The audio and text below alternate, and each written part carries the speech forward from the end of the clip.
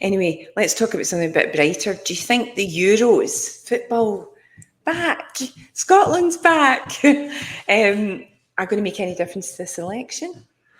Well, let's work on the assumption that Scotland do not make it into the quarters, the semis, and the final. I know this is difficult, but let's just work on that assumption that Scotland don't do that well, but England do quite well. It sticks in my throat to even put this into the podcast, but it's a possibility. I remember Alistair Campbell, who's the former head of comms for Tony Blair's government.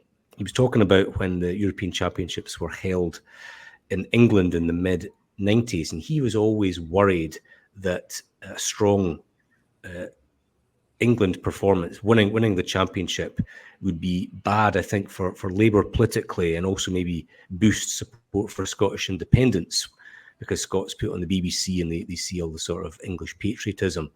I suppose, at the back of my mind, if England do well, will Sunak try and sort of jump on the patriotic bandwagon? If they get into the quarters and then the semis, will that make any difference?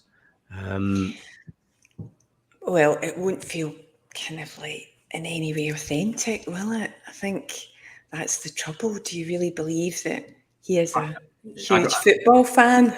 I just think politicians in general would be well advised to stay away from football. But I remember Alex Salmond said in 2014, or reflecting on 2014, he wanted England to win the World Cup that year. Scotland obviously weren't there.